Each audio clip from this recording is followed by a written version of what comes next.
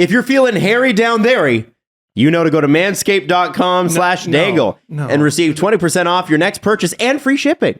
Hairy down there. Cut that shit out. It's not your strongest. It's the Steve Dangle Podcast, powered by Sports Interaction, Canada's sportsbook.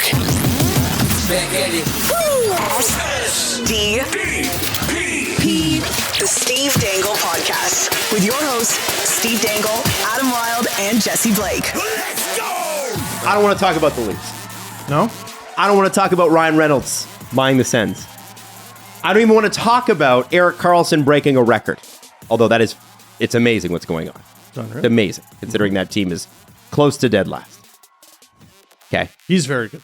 I want to talk about the mother effing New Jersey Devils. Baby. Yeah? Best goddamn team in the league. Best team in the league. I've been on this forever. I've been saying, don't you dare sleep on the New Jersey Devils. Did you actually see the game with Edmonton? I have been saying forever, Devils fans, that I am the biggest fan of the Devils outside of New Jersey. And I want you to know, by the way, that game last night with Edmonton was hilarious. 2 goals in 17 seconds to win it. I've never heard of that. Blackhawks fans, have you ever heard of that? Of course you haven't. That's incredible. That's incredible that they did that. It's unreal. It's amazing that they did it. And you know what's hilarious? Is there was 80 registered shots in that game. Wow, that is unreal. And Edmonton's got a goaltending problem. Sometimes. Who was in net? Was it Stuart Skinner? Oh, it was Skinner, eh? Yeah. But I mean, you're not. I mean, the Devils pulled Vanacek, right? And then I think no, Blackwood got hurt. Blackwood got hurt. Vanacek's in. But honestly, like, talk about that second goal, especially off the faceoff, absolutely devastating. You can Connor McDavid has 24 points. He's got 12 goals and 12 assists. Leon Draisaitl has 22 points. Those guys have played 11 games. It's stupid. And the Oilers, the fact that the Oilers have even lost one game with those guys scoring like that, no. it's unbelievable. And you gotta think, like, if you're Connor McDavid, he scored again, playing lights out, amazing. They're up most of the game, and that happens at the end of the game. You must be going in and breaking not just your stick, but everybody else's stick too.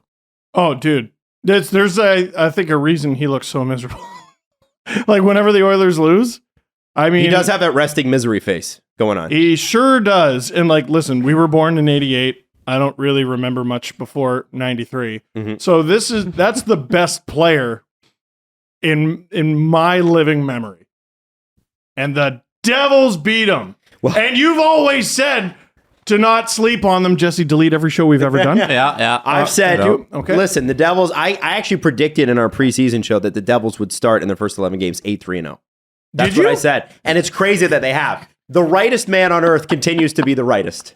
Wow. That's me. And you know what? I wish Devils fans had more faith in I wish Devils fans had as much faith in the Devils as you do. I know. Because they were chanting for Lindy Ruff to be fired at the home opener, and they booed him. And then where's Adam Wylde? Taking up all kinds of time on our show, just ranting and raving about Jack Hughes and friggin' Jesper Bratt, Nico Hischier. My favorite player, Andre Palat.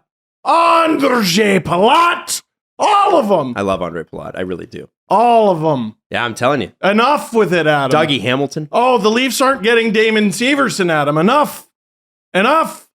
But there you are. That's right. I could have been talking about the Leafs, but I was talking about the Devils and their greatness. And it'll be hilarious, actually, when Lindy Ruff wins the Jack Adams this year for surprise team of the year, because that's what it always goes to, the coach who most surprises. It's not the best coach. It's always like, hey, we didn't expect that team to be good, and they were. Well, must be the coach. Mm-hmm. Let's give him the Jack Adams. Mm-hmm. If they boo him and he gets the Jack Adams, that's going to be a great story. I am hoping for that. Oh, absolutely. I'm fine with my takes going cold if Lindy Ruff wins the Jack Adams this year. So you're a fan of chaos. I love. You know what? And they look good. The thing about them is that they work really hard and that they're very fast. And that is a problem for teams like Edmonton that have sluggish defenses. And you know what makes New Jersey's success so far even more interesting, Jesse Blake? What's that? The thing you just had up on your screen. A Palat? Yeah. Oh, yeah. Palat's been out since late October, and it looks like he's going to be just done for a long time. You made that sound like it was a very long time ago. That was last week. October? Yeah, last October. It's last October. Like He's 4 been days out, ago? He's been out since Okay. last October. All right, cool. So Andre Palat's out. He had hip surgery, and the timetable for his return is unknown. It is indefinite absence for Andre Palat. And speaking on the injury front, you mentioned Blackwood gets injured game versus Edmonton last night. That leaves Vitek Vanacek as their starting goaltender. And the man coming back off of IR who practiced with the team this morning. Corey Schneider. Nope. Oh. he's with the Isles. Yeah, still. Is he really? He's dead cat pretty money sure, on them. yeah. Yeah, he's not. on the John team. Gillies. Jonathan Bernier, Oh. who's been working his way back from injury. It will become their second goaltender, and I'm fascinated to see how that goes. If he starts versus Calgary on Saturday, if something like that happens, or if they go with Vanacek. But that's going to be an interesting tandem with Blackwood out. I very impressed with the Devils. I would not want to be the goalie facing Calgary after that shit sandwich they laid last night. Oh, man. Even before the game, Sutter, I think, said that Huberdeau's got to speed up his game. He's like- not putting up points. No. And like when Sutter's saying that, you're like, man, Sutter's the king of slow hockey. Did he say that in his muscle suit? I'm almost bursting out of that Calgary Flames t-shirt. You all didn't laugh hard enough at that bit. I thought it was very funny. I think he must go to the Flames store in the Saddle Dome and go, oh, I'll take a small. Like, yeah, I'll take whatever fits strong men. That's what he says, and they just give him a shirt. man, the tightest shirts in Calgary, Coach Sutter. Just give me a shirt. Before you move off the Oilers, no, I'm Devils going game- back to them. You're man. going back to them? Yeah, go back. Go take me. Small little nerdy thing about the Oilers. Evander Kane had a hat trick 2 games ago. His hat trick that he had 2 games ago, he used a completely different stick. He had never used this stick all season long. He switched sticks. He has a hat trick. Next game, he goes back to his old stick. Did he score? I don't think he scored last night. Well, what a dummy. Right? Why? Clearly, your new stick worked. You scored a hat trick, and I think it was a true stick he used for the first time all season. And then he went back to his Easton stick, and it's like, why? You scored a hat trick, sir. I think your new stick works. That's got to be a confidence thing. But he scored the hat trick with the new stick. Yeah, I don't know. I'd love to talk to a true stick nerd, not like the brand. Like I'm talking a true stick nerd or like an equipment nerd, and just be like, does any of it make a difference? In their minds, Like 100%. Like David Pastrnak uses like one strand of masking tape, and like he's just like, all right, now I score 40, and I don't know if it really makes that much of a difference. Draisaitl stick nerdy stuff. Draisaitl likes to play on his backhand when he's playing the game. Draisaitl plays with a goalie stick. So his stick is true. super flat and ugly, and nobody should ever play hockey the way he plays it, but that's how he plays. Like, Listen, the way he has a stick worked for people for like 60 years. And then the curve sticks came. Yeah, when the sticks were made of trees that are out in the front yard. Boom, boom, Jeffrey on used to slap it past. That's literally, that's what he uses. It's so big and flat and wide. It's like a paddleboard. yeah, It's stupid. Anyways. it's like a kayak paddle.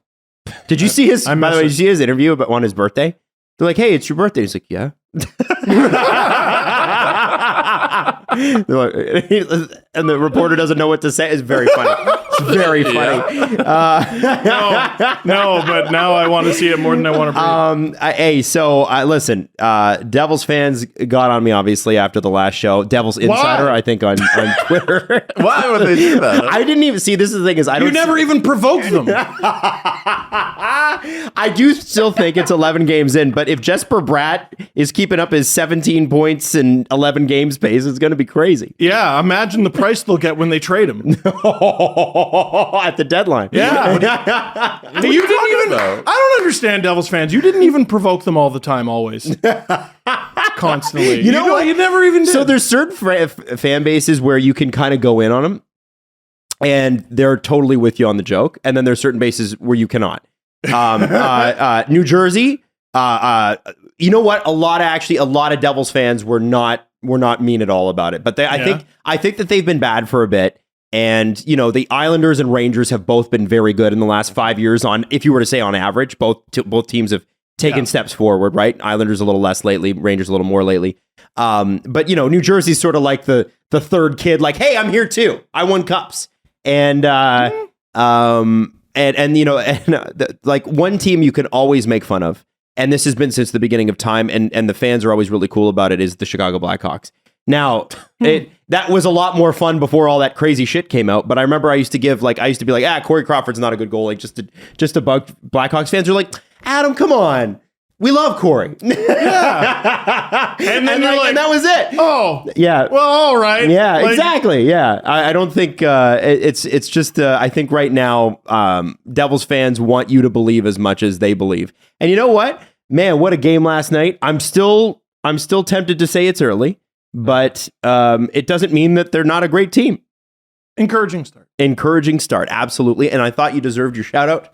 So here it is. I'll take their start. What's that? I'll take their start. God. Can I have that? Can I have one of those? Yeah. It'd be super delicious. I would love that. Absolutely. Now, we've got some things, obviously, to get to on the show.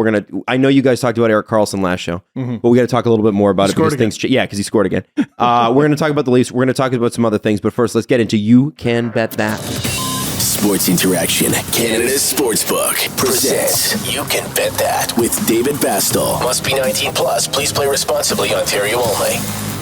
It isn't just sports interaction, it's sports interaction. It's weather interaction too. What? Yeah, that's right. Dave, can you explain this piñata that you have on the website right now? Yeah, absolutely. So, of course, piñatas are some of our specialties, and what we're really known for is kind of being number one in that industry side of things. So, this is kind of cool, as you mentioned. Random date between December 1st and February 28th.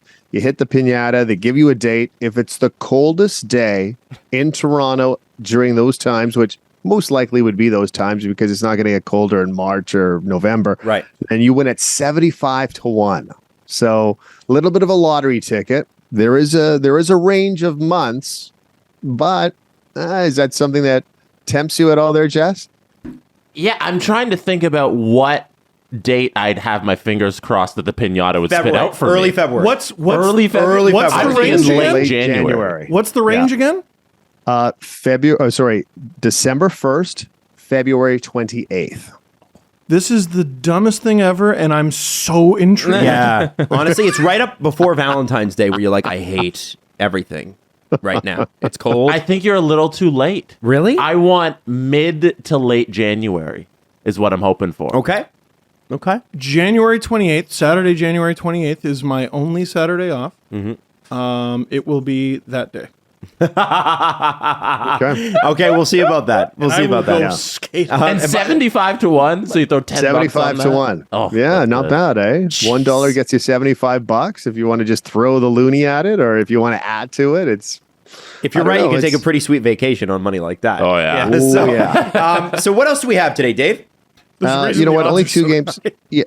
Yeah, only two games in the NHL, so it's a quiet night. Of course, Saturday's jam-packed. We have afternoon hockey, which is fantastic, with the Jets and the Hawks.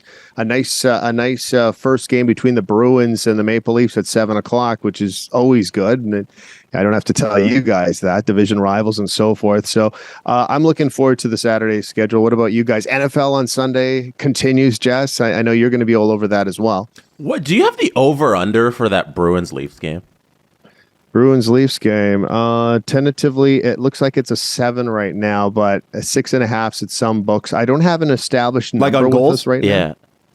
But is that going to be the tightest game ever, or are we getting a complete shootout on Saturday?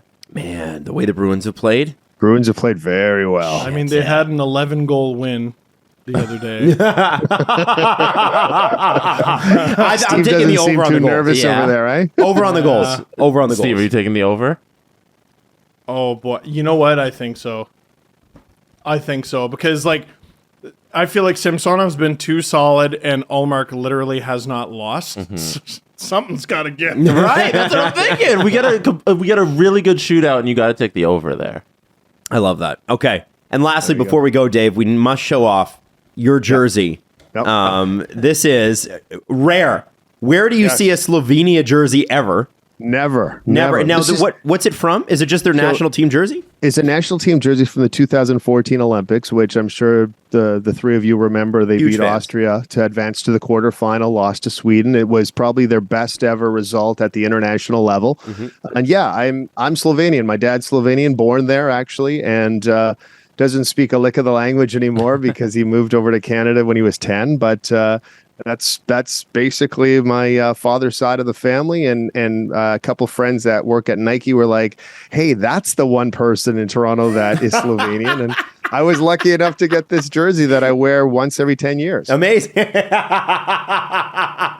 Amazing. I have a Great Britain jersey, a Great Britain hockey jersey. do. And I actually paid for it because I just thought they looked cool, and that's where my family's from. So that's why I have it. What's Pretty good hockey program too. They're building in the UK. They are. They are. So. What's the most obscure jersey you guys own?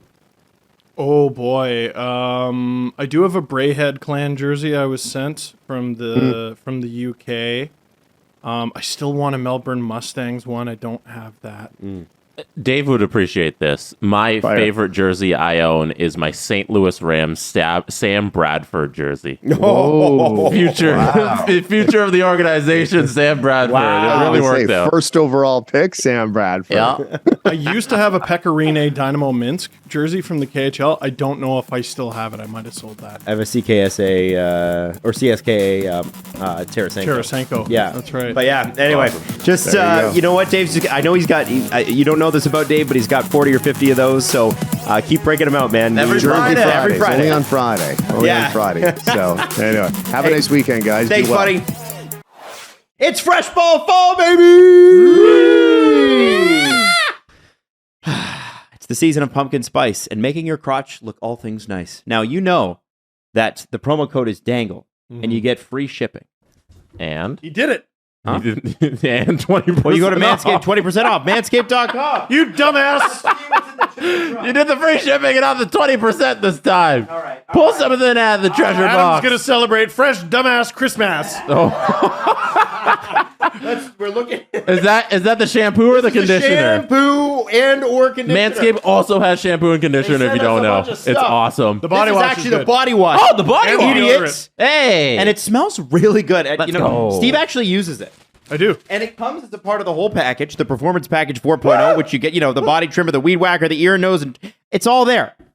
It's all good advanced skin-safe technology, and this stuff smells awesome. People will comment on it. I literally walked by Steve's head, which is the only big head comparable enough to mine. And it smelled amazing. And I just want to say, listen, I'm not the kind of guy who's going to compliment you on your shampoo. But Manscaped body wash, shampoo, and conditioner, you should check it out. Sorry to the guy with the subwoofer for banging on the table like that. Manscaped.com, 20% off. Shave your balls. Free shipping. no. With the code Dangle. That's 20% off and free shipping. Manscaped.com when you use the promo code Dangle. Manscaped. Clear out the leaves. It's your tree trunk's time to shine. I'm so sorry. Hey, so I forgot to mention when we were talking about, because I got caught up in the Devils stuff, but the Oilers also honored Ryan Smith yesterday. Gave him his Hall of Fame jacket, that sort of thing, which you could only see, by the way, on Oilers Plus. Why isn't the Edmonton media screaming absolute bloody murder about that? That is, Oilers Plus is about the same cost as Netflix used to be about 2 years ago. And so it's about $9.99 a month, if I got my numbers right. And what do you get? Well, you get practice coverage. Or audio. You get so this is the thing. The Ryan Smith thing. Apparently, you couldn't hear the speeches properly because the audio was bad. Yeah, great player for the city. and then they have a pregame show. They have a postgame show. They have practice. They even have something called premium oil, which Costs more than normal oil. Yeah. They've got, Oilers games in 20 and some documentaries and actually some kind of cool stuff for kids, like learning the basics of hockey. Highlight packs. No. They offer Oilers games in 20. Yeah. Oh my God. Well, you can get that for free or you can get that if you Anywhere! Sportsnet, the NHL YouTube channel. It's sort of crazy that there were Oiler fans last night who were like, I can't believe this audio. Man, the Oilers Plus people really need to get it together. I'm like, or it's not great. I understand what they're doing. The Leafs did it with Leafs TV, but the Leafs TV actually had old games. Leafs TV was a channel. Yeah, that was Like, Well, no, but that's what this is. It's supposed to be like a streaming service, like a Netflix for the Oilers, right?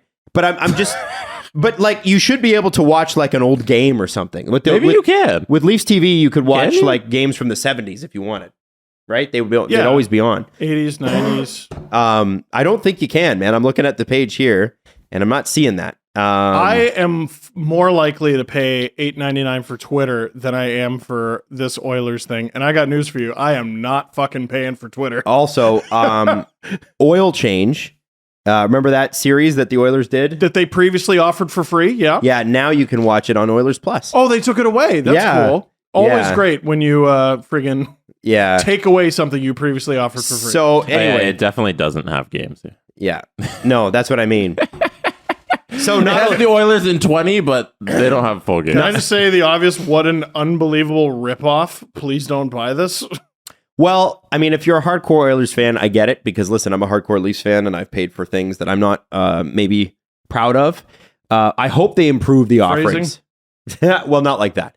I'm hoping they improve the offerings here, and I'm hoping they improve the sound. It's a bummer because Ryan Smith is so well loved. And to be honest with you, and somebody tweeted this, I apologize for not getting your name right, but they're like, listen, of all people, do you think Ryan Smith would be the type of Oiler who would want his goodbye or his retirement ceremony behind a paywall? It's just brutal. And they're Just right. Brutal. They're right. It's good. It's right. Yeah, we got this idea. It's gonna be a subscription fee per month, and it's gonna be fans there, hardcore fans, and it's only gonna be fans. And I think we're gonna call it OnlyFans. That's essentially what the Oilers have set up is Oilers OnlyFans. What a friggin' joke. Well, but you know what? Other teams are doing it in like the EPL and that sort of thing. I can see it working, but you have to have like great content. Like we call it sticky content that it's like, I will pay for this because it's so good. I'll pay for anything if it's good. Absolutely. And I'm not saying that The Drop isn't good with Ken Holland. I'm not saying it doesn't seem... You know, like The Drop with Ken Holland? Listen, I haven't seen it. I don't have Oilers Plus, so I can't see it, so I can't review it. It just seems like I bet he says the team's working hard. a couple of times. Imagine paying to listen to Ken Holland speak. Go outside. Jesus Lord. Well, what it really becomes is like you're watching, you know, I like, listen, I get the fitness stuff, I get it, but it's I want to watch the Premium Oil, which includes a 9-minute video of 2 days in Toronto. Rent free. Get behind the scenes of the Zach Hyman Charity Golf Classic, an off-season workout with Connor McDavid and more. And both not in Edmonton. 2 days in Toronto. Yeah, you want to put charity stuff behind a paywall for sure. You don't want to get the word It out would be there. great if this stuff was just on their YouTube channel. I think in these situations you gain so much more fans if you just put it out on YouTube as No, you opposed to can't make trying money to off charge YouTube. them and then get them And to watch the especially- content. Make them give out the content and then get the fans. Oilers you know? fans are bananas. They're hardcore. Yeah. They'll watch anything. They're like Leaf fans. They're like Yankee fans. Pay to stand. Well, Semi outside. And if the Leafs building was built that way, Leafs fans would too. absolutely. They're one of the best fan bases in the league. You're right, Jesse. And here's the thing. You want to make some money. If you're the Oilers, you have so much of this stuff. You can put it on YouTube and just run your little ad rolls and make money. This is a joke. I'd love to know how many subscribers they have. Yeah. Well, that's not publicly available, right? Mhm, So but- it's a bummer. Now, I still don't want to talk about the Leafs. We do have to talk about the Leafs, but I do want to. I got to mention Erik Karlsson. Rising from the freaking dead. Wow, man. 10 goals in 13 games. That's an NHL record for a defenseman. He is tied for second in the league in goals, only behind Connor McDavid. Yeah, I think tied with Bo Horvat, who, if the Canucks were doing better, might have a little bit more publicity. But Yeah, Bo holy Horvat's had a good year. cow. He's it's not a record. He's third on the record list. It's a post World War II record. So the record. So that's modern era record. no, King Clancy counts. That's King a guy. Clancy- That's a guy I know. So here are the two players above He's a him. Leaf, so it counts. all right, let me read it. Let me just fucking read it. Yeah, let him read it. Fewest team games needed for a defenseman to hit the 10-goal mark in a season. Harry Cameron did it in 1917-18. The first season, the Leafs were a team. King Clancy did it in 9 games in 1929-1930. Guy who a trophy is named after. And then Erik Karlsson, 13 games, 22, 23. Oh, but you're going to ignore the other guys on the list? Jesse, you're not a big Georges Boucher guy? 1920, 21, Georges Boucher did it. Cameron again in 1918-19. Bert Corbeau, 1922, 23, and then Phil Housley, 1987, 1988. The house dog. King Clancy's a guy. Don't disrespect him. Yeah, from the 30s. So It's a little different when there's like 6.5 teams. From the 20s. And they're all teetering on bankruptcy. are you going to take away all the Leafs cups? No. Some people would. Those people are idiots. Don't take away King Clancy's record. Don't here, listen people. to that shit. But yeah, Erik Karlsson is third. okay, fine. He's third. It's still Thank pretty you. good. Thank you. It's pretty good. So respect on Erik Karlsson's name. Unbelievable. Considering that, I'm not kidding. The San Jose Sharks, if the Ducks had played the same amount of games as the Sharks, which they have not, they would probably have the same amount of points. I think they're a point behind the Ducks San Jose's a point ahead of the Ducks. The Ducks have played 2 less games. Did you see the Silverberg own goal? Oh, Dude. Dude, it's tough goings, man. It is tough except against the goings. Leafs. I For both of them. honestly, it's shocking. Erik Karlsson is scoring the only goals. Here's what I did want to ask this about Erik Karlsson, and maybe you guys talked about this on the last show. Is this an opportunity, a window for San Jose to potentially move up from under that deal? Yeah, it's been discussed. Because he doesn't want to be a part of a rebuild. But what choice do they have? We're certainly not the only team to discuss it. Oh boy. How do you even begin to make that happen though? I mean, you're taking big salary back. He's 11.5 and like I don't give a shit if he has 15 goals in 13 games. That amount of money, you're not getting anything back. Mm-hmm. You might get like a couple little bits and pieces here, but you're not getting like back in the day when, pre-cap or whatever, or back in the day, Erik Karlsson, I should say, you're getting blue chippers, you're getting firsts, you're getting all this. At this point, you're lucky to get rid of the contract. But what's Freege always say, though? The most valuable thing on an NHL roster, especially now, is cap space. Even more valuable than a first-round pick. If I were the Sharks, I think I would call around. Mm-hmm. And if people want me to sweeten the pot, I think what I do is I simply keep the best offensive defenseman in the game and hope he continues to be that. We're not talking about Rasmus Dahlin. We're talking about Erik Karlsson. Oh, fair enough. Get your stuff Erik together. Karlsson, Second best. Grav pointed this out. Great tweet from freaking Grav. Is Erik Karlsson has more goals than Cale Makar has points. Believe me, I know. I got Makar in my first round of fantasy, and I'm very sad.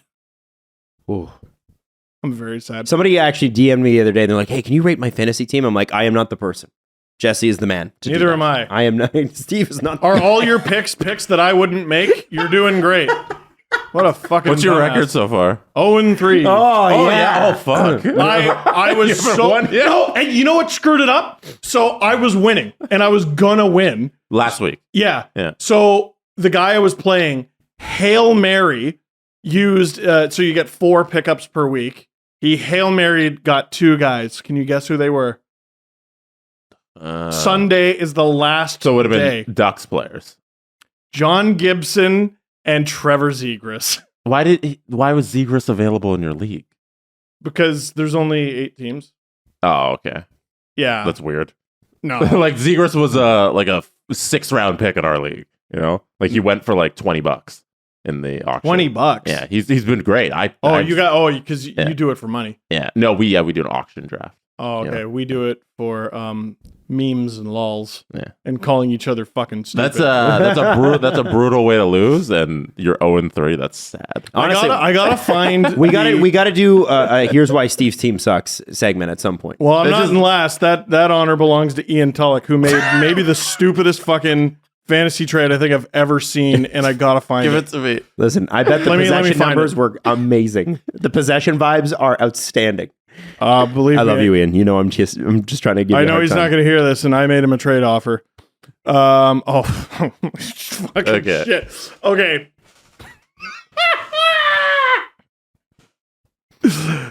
Oh dear. Oh dear. So, You gonna read it? but it's so bad. No. So it's listed as trading away. I was like, wait a sec. He acquired these players? he received Mhm.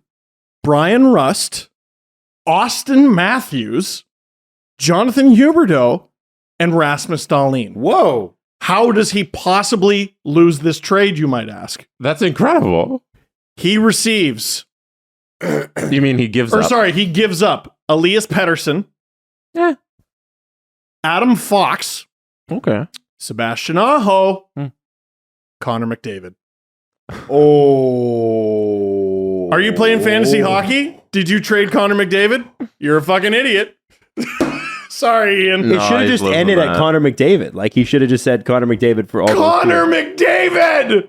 Oh my no, God. and he threw in Adam And- Fox and Aho and Pettersson. Pettersson had 5 points last night. 5-point night. Yeah.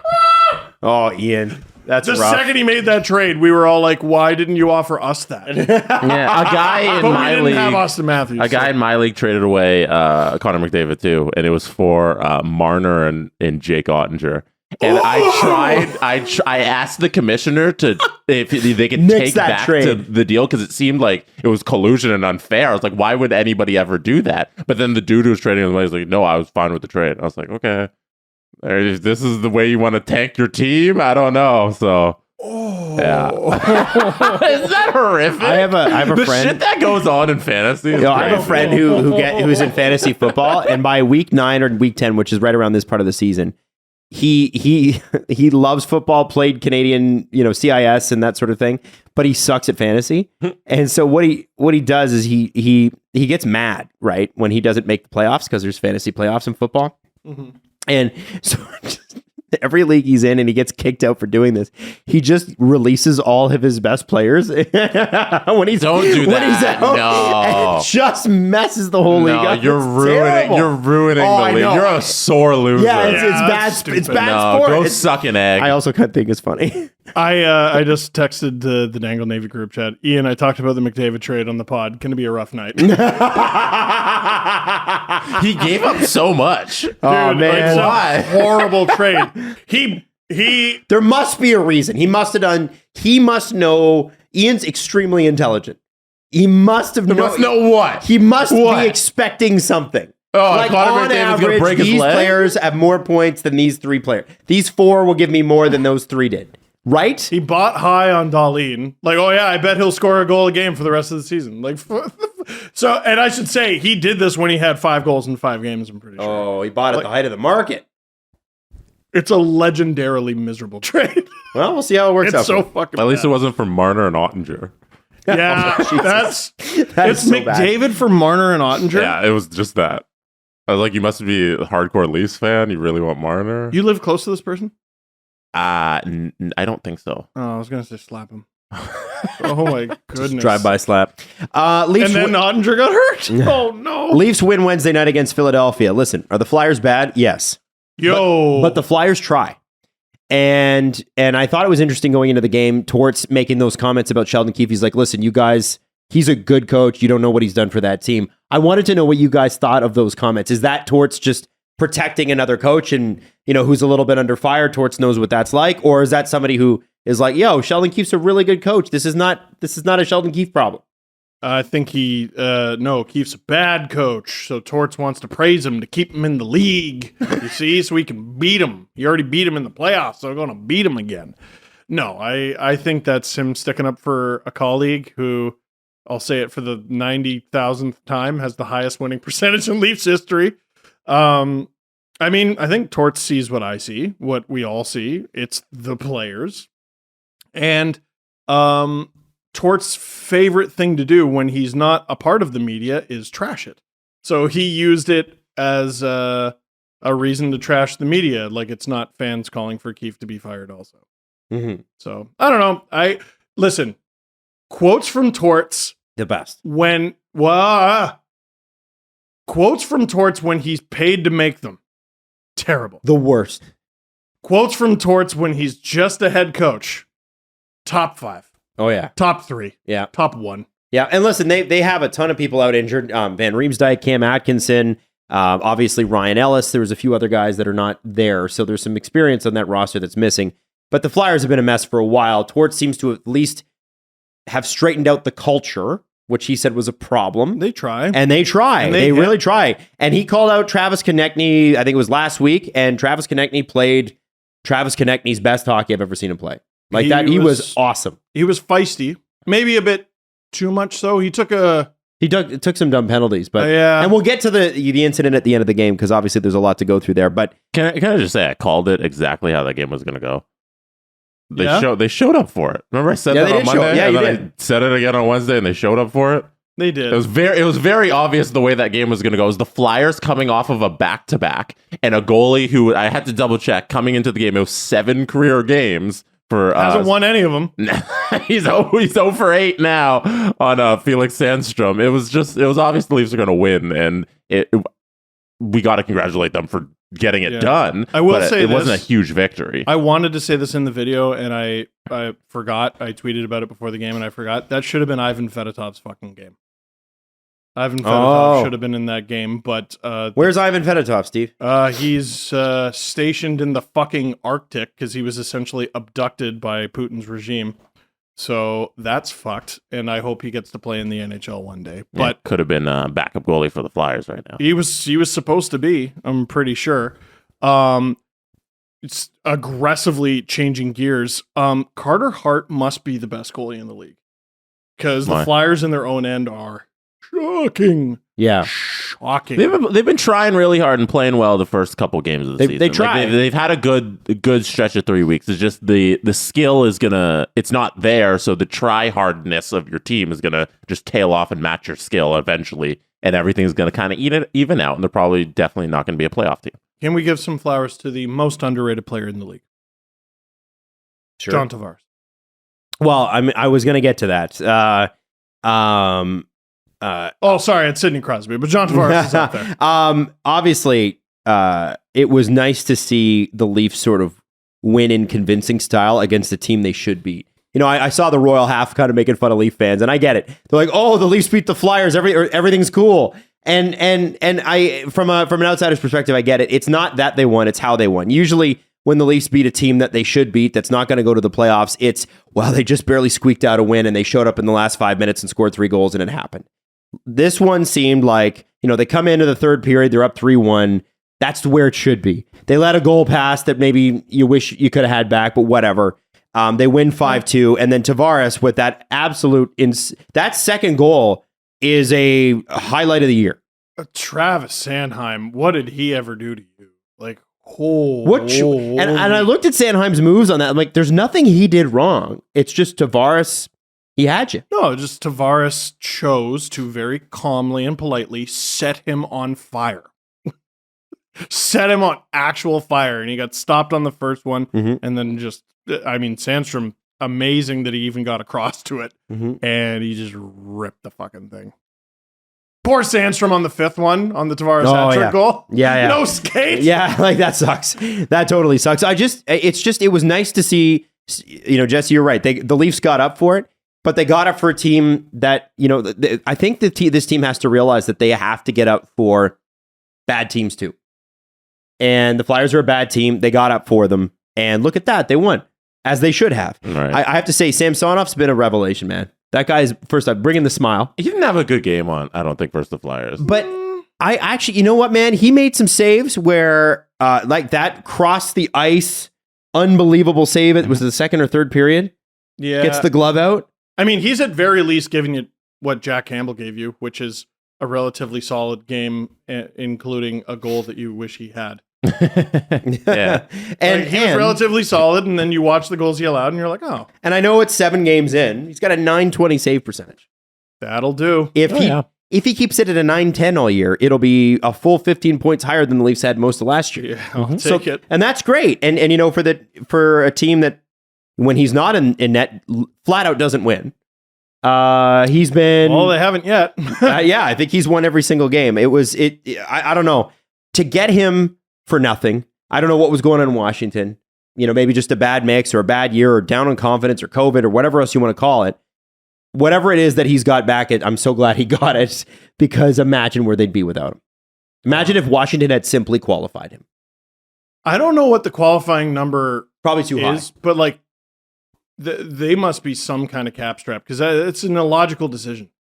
Like, they must have really, really decided this kid doesn't have it because He was, to be fair to them, he was super bad last year. He wasn't very good, but like you let go of him right when he's supposed to be coming into his prime. Like right when a lot of goalies make their NHL debuts. 25, this guy. Yeah. Shelgren's older. Yeah. Older. Yeah, no, I'm thank you, Washington. Thank you.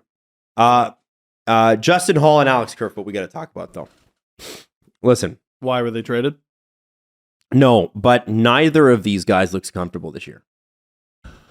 I agree. Can I just say, booing one of your own players is while your team is winning is a bit much, Leafs Nation. Man, the play you're talking about Justin Holl. Yeah, and like, look, he fell down twice in the same shift. Like, what do you think you're helping? I don't know. I think, listen, there's a time and a place. I generally don't have a problem with booing, but like, the reason you're booing is you're frustrated with the team, and you're frustrated with the team because they're not winning games. They were winning that game. I think the boos are maybe less about Justin himself and more about, hey, stop using this guy in these positions. It's more, I think it's more a shot at the Leafs. Well, who are they going to use? Someone else. Who? I don't know. Someone else. This Find is the thing, someone, man. Like, Right. It's your job. Nobody plays the positions that Justin Holl does. yeah, you're going to have a right side of Brody, Mete, Crawl. Ugh. Right. You know, that's And kills penalties, you know. He's useful. You wish he was more skilled. He's I think it's in his head. He doesn't have any useful. confidence. He's useful except for the games where he very isn't. Very isn't. There doesn't really seem to be a middle ground there with him. You never go, that was an all right game for Justin But Holl. this has been all season though.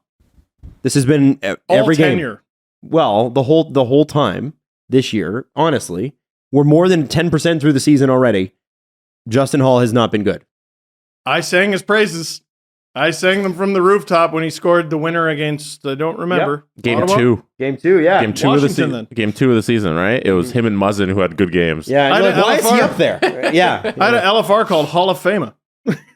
Because, dude, he played like a Hall of Famer. And I talked about how he came to earn an NHL contract, and this is how he played, and ooh, kapoof. Mhm. He is Alex, it's not there, man. Alex Kerfoot's an interesting one. You keep saying jack of all trades. I'm not into it. I'm just not into it, man. There have been times where he's been useful. Yeah, listen, man, like, they're all some of the best hockey players in the world. They're all top 1,000. Yeah.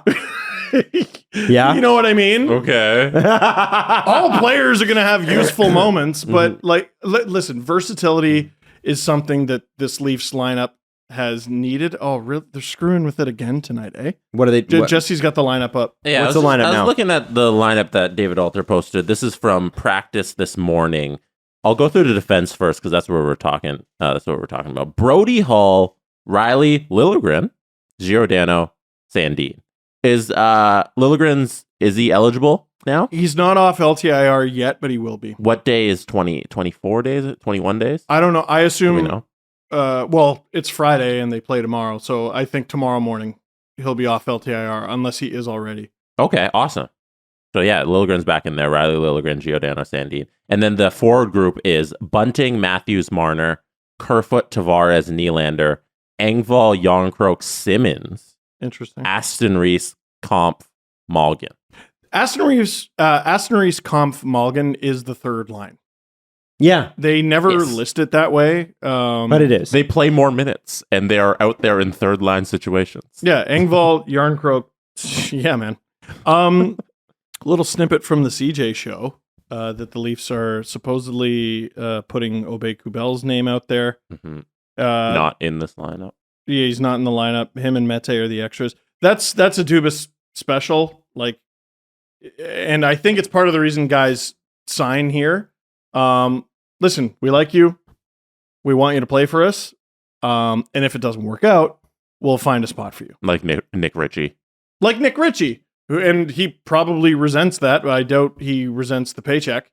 And he gets to play and get his cookies in Arizona and all He's been that playing great stuff. there. Yeah, like the Leafs used to have hostages, man. They used to have hostages. Like we were upstairs, we were talking about like Peter Holland and Josh Levo and Frank Justin Corrado. Hall is somehow still here. I was waiting for Frank the Corrado. hashtag. Free Free Frank. Free Frank Corrado. And Dubas is the opposite of that. Maybe too much so. Because, like, You can. Well, I think the way they've run their roster is like you can't carry anyone. Who was the Sorry, you can't be here. defenseman they sent out to Vancouver last year? Travis Dermott. Travis Dermott. Like, I thought that was unnecessary. I thought you could have held on to Dermott for a little bit longer. Could use him right now. If there was an injury. Like, why would you just send him off for... Because they like Justin Hall better. Conditional 7th or whatever it No, was? they got a third. A third? They Was got it a third. actually a third? I think so. Hold on to him for a little. It's fine. He's a useful hockey player. And I wanna think. say I they- think at that point, though, I think the agent, from what I understand, anyway, I could be wrong on this. The agent, the player, and Toronto sat down and were kind of like, Yeah. okay, this isn't going anywhere. So maybe a change of scenery. But you also don't have to do it because we've seen it with the guys we just listed that you can be stubborn and not try and have the good relationship with the agent. Just do what's best for the hockey team. You run the risk of destroying a player's confidence with that. totally. And it was clear there wasn't trust between him and Keefe. To me, the one that got away is Barabanov. Because Well, he never played. he never played, but they gave him a brief audition on the Tavares line, remember? And I remember, like, he didn't put up points, but I was like, he looks good, though. Like, his raw talent is there, and we never really got to see it on the fourth line. And I think we can see in San Jose, he's not a fourth line player. He's a first line player in San Jose. Well, and like, is he a first line player on the Leafs? No. I mean, maybe. Well, they've benched Bunting a few times. I mean, everybody's bringing it up now. Nobody knew it at the time, but Mason Marchment, man. See, that's the difference. Though, Nobody is knew it. No one was saying at the time. Yeah. No one was saying at the time. We were doing stories about like how, Barb Underhill taught him how to skate and stuff like that. The Panthers didn't know that was there. Stop it. Yeah. Or my favorite one is Leaf fans getting upset about Carter Verhaeghe, as though there wasn't like a 6-year gap between when he got traded to when he became Carter Verhaeghe. I mean, the Lightning let him go when he became Carter Verhaeghe. Yeah. And it's not because of him, it's the cap constraints, I think. But like Carter Verhaeghe got traded before Matthews was a Leaf. Like, you got to relax on that. That one doesn't really count Yeah, here, guys. no, but people will count that. Are we going to get mad about Dakota Joshua playing with the Canucks? There's the Leaf draft pick. Oh yeah, Dominic Toninato on the Jets. There's a Leaf draft. I'm mad. I am mad about Seth Jarvis because that pick was the Marleau pick. And the more I think about it, the more I think when the Leafs had Matthews, Marner, Nylander on ELCs, they really fucked up when they signed Marleau instead of going out and getting somebody else. And as much as I liked Marleau as a Leaf, his first season especially, really good mentorship or whatever, they goofed on that deal. 3 years, cost them a first-round pick, cost them the rest of that cap space that they had. They could have done way better with that. It did lack some foresight. I remember seeing a tweet at the time that was like, the Leafs guaranteed a playoff spot the moment they signed Marleau. Yep. And in retrospect, they guaranteed that they were the early 2000 Leafs. Yeah. Well, Which you might remember didn't win. They won rounds, but they didn't win. We were talking about the lineup.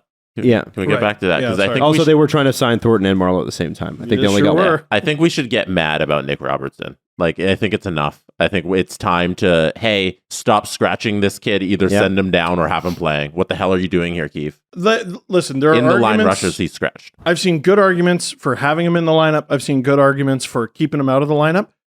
Him in the press box does not make sense. He's 21. Yep. He's 20, just turned 21. Stop it. They're going to fuck this kid up if they're not careful. I'm serious. Like, honestly, the Leaf fans are not going to like hearing this. They might want to explore a trade. Trading away Nick? Yeah. Well, because Is he or isn't he? Is he or isn't he? Like, because you know what? Okay, you drafted him as a guy with a ridiculously high ceiling, and what they are very in the middle of creating, probably unintentionally, but they are creating a tweener. They're creating an average player. They don't need him up. This is a guy with special potential that they are potentially making into an ordinary player. One of the guys that they actually drafted and developed properly, if you can believe it, by just keeping him down there and keeping him down and keeping him down was Nazem Kadri. I remember going to see a Marlies game with you 10, 12 years ago, and he scored the winner. He's unbelievable in that game. Now, was he a perfect player when they brought him up in the 12-13 season or whatever? No, absolutely not. But they kept him down. They're like, no, you're going to develop, and then you're going to come up. And you know what? I want to see Nick Robertson play for the Toronto Maple Leafs. I do. I actually think I can't imagine a scenario where Dennis Malgin is a more valuable player to this Leafs lineup than Nick Robertson already. I can't. There isn't different positions. Unfortunately. I mean, guys, I don't think there's a space for him right now in the lineup. And it doesn't make sense to have him in the press runs. Yeah, exactly that. And Adam, to add to your Nazem Kadri point, add William Nylander to that list of guys who stayed down a little too long and were perfect. Nylander was a fantastic Marley. I remember seeing him at a center. Point of game Marley. Point of game Marley. He was a great as a Marley, and I think that led to his development. Look where he is now. And like Nick Robertson, looking at when he's played this season, he's played 6 games. Last one was October 30th. That was the Anaheim game is when he played back on Sunday. So he missed Wednesday's game. And then he's going to be scratched for Saturday. He played 14, 15, 15, 12 minutes the first 4 games. And then the last 2 games he was in over the weekend, the Kings and Ducks, he's played 6 minutes and then 8 minutes. Those are scratches. You're wasting Those this are guy. Scratches. What the hell are you doing? Yeah. No, they're creating an ordinary player. They need to stop. 21-year-old kid who needs to be playing hockey games. Send him down. And if there's cap implications, and that's the reason he's been up, then again, your ridiculous financial situation or financial when it comes to the cap is actively hurting your development of players. You did that to yourself if that's the reason. I'm going to throw it out there that Pontus Holmberg shouldn't be sitting either. Like, he played fine against Philly, and now he's not in the lineup? Okay. Who does that help? Prospects shouldn't be sitting. Today, they called up Simmons, sent down Krall. Great. To me, this speaks to the non-decision on Jake Muzzin this summer. We knew this summer they'd have to go in and make a decision on Jake Muzzin. They chose not to make one. And, this guy is seeing specialists in LA, I'm assuming, about his back, but I don't know. His neck is what's his neck now. The word is he's probably done for the season. And Myrtle hinted at it in his article on, I think, Sunday. People are being kind of coy. Yeah. So you're probably waiting for final confirmation on that because nobody wants to be the first and be wrong. Yes. Right? No. So if that's the case, that money, the veteran players that you were supposed to have signed, your Obey Kubels and your Zach Aston Reeses and stuff like that, are supposed to be the guys that draw in on those fourth line minutes and provide you valuable minutes, and let the young guys develop in the minors. So you don't need them. So they're not sitting like this. It's, you could criticize the Seattle Kraken for the way they've handled Shane Wright, and they are fucking that up. Yep. They are 100% doing wrong, and I don't know what's going on between Ron Francis and Dave Haxtell. How about that? Go. That's a funny one. Ron Haxtell. But I think the Leafs are guilty right now of the same thing. And at a certain point, like I'm just looking at Nylander, for instance, and I'm not saying Robertson is Nylander, but with the Marlies, he came over in 14-15, halfway through the season after finishing up with Moto, and 37 games he could put up 32 points. And Babs said his first year was the next year. Babs said he would have been good enough to make this team. But we are keeping him down on purpose. He was a great Marley. And he played in the next year 38 games because I think he got injured, 45 points. This is and then he stepped into the league. He played a little bit at the end of that season, but his first full season with the Leafs, he had 61 points. This is the kind of thing where it's just such an easy decision. And it's the kind of thing as a fan where you go, this is what, especially as a Leaf fan, this is what we used to do to guys. This is what Dubas said we wouldn't do to guys, which is the yo-yo. Yep. If you're in a position where you have to keep Nick Robertson up, then you've made a mistake. Yes. If you have to keep him up and he's not playing games, you've made a mistake.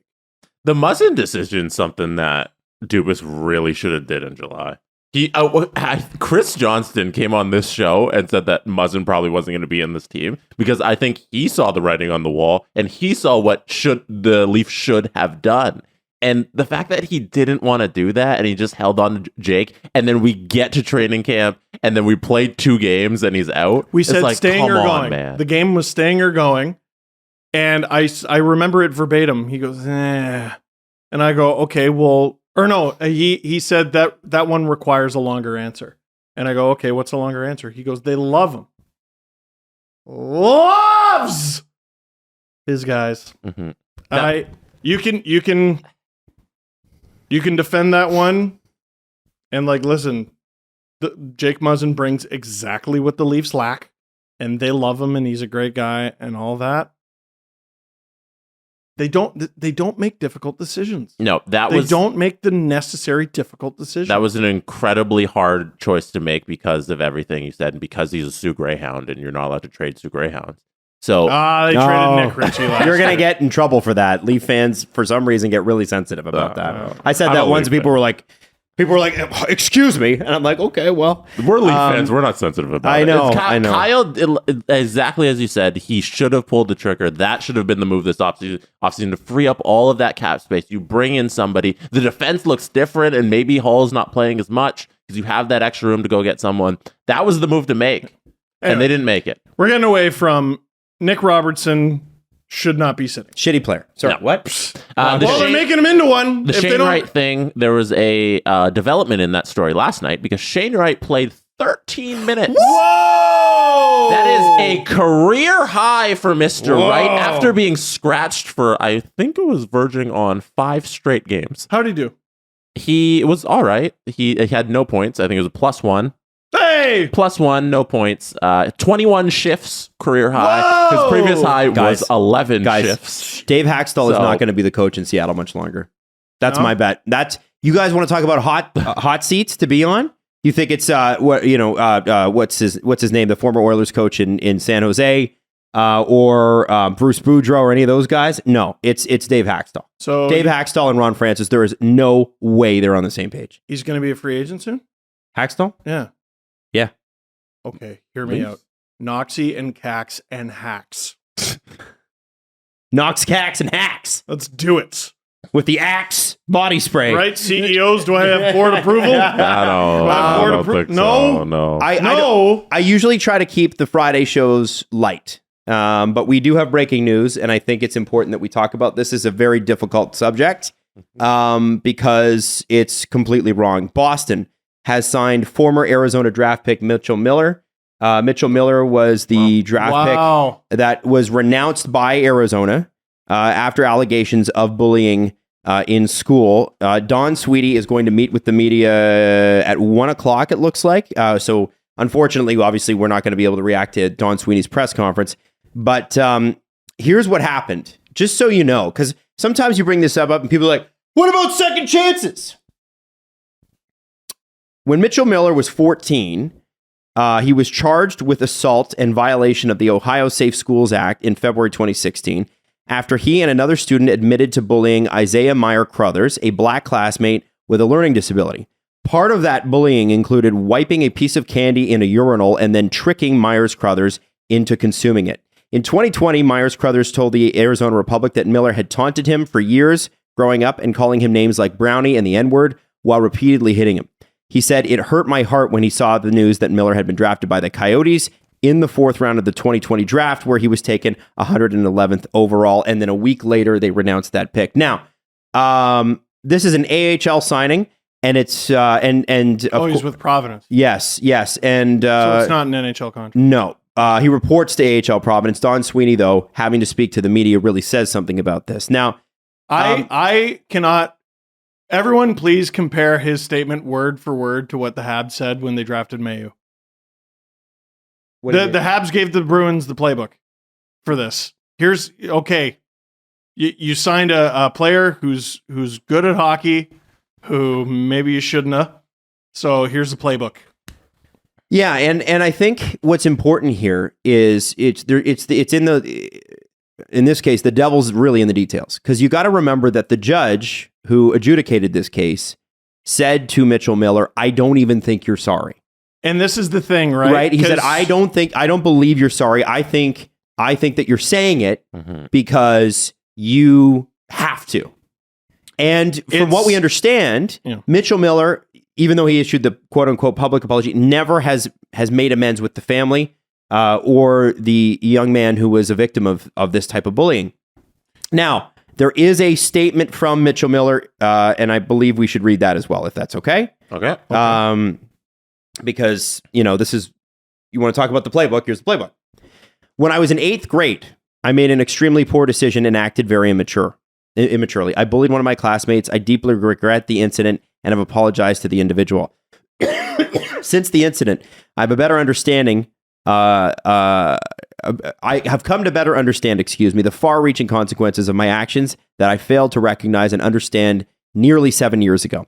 I strive to be a better person and positively contribute to society. As a member of the Bruins organization, I will continue to participate in community programs to both educate myself and share my mistakes with others to show the negative impact these actions can have on others. To be clear, what I did when I was 14 years old was wrong and unacceptable. There is no place in this world for being disrespectful to others, and I pledge to use this opportunity to speak out against mistreating others. There's something that's mentioned thrice in there. Can you tell me what it is? Is it his age? His age and how young he was when he did it.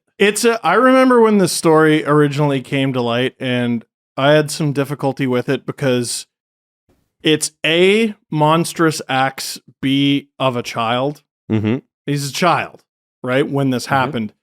But you brought up the very important point that once he was an adult, 18, a young adult, sure, but an adult, the judge said he doesn't appear sorry. Yeah, and the letter from the mother of the child who was bullied, when she came out and said that he never apologized to our family, and there was so much wrote an open letter to the NHL and the Coyotes. Oh yeah, and he was never apologetic. So with these things, I'm like, is there not other people who play hockey? Yeah, but they're not as good as him. Is he so good at hockey that he needs this position in Providence? According to the Bruins. That's ridiculous. Well, and you know what? Here's the thing. People are like, what about second chances? Yeah, man, listen. Second chances exist. But you start with, hey, I'm really fucking sorry. And you make amends. And that never happened. I don't think we have no evidence that that's ever happened. Exactly. I don't think anyone criticizing this was an angel when they were 14. No. It's about progression in adulthood. And you know what? We might see that. We might. But I think you can forgive people for thinking this kind of fucking sucks. Well, when you do that sort of thing, we have earned the right to doubt the individual. Have we not? If everybody in the situation doubts him, I think there's fair evidence here that we can also doubt him. Yes. And I don't expect the family of the child who was bullied to ever like him. No. I don't expect that. No. But there needs to be some sort of peacemaking there. Well, and I so it's just an odd move by a team that's doing extremely well. The vibes are extremely positive, and yeah, what a weird fucking move. Like the Bruins, literally, you didn't need to do this, and you didn't even do this now.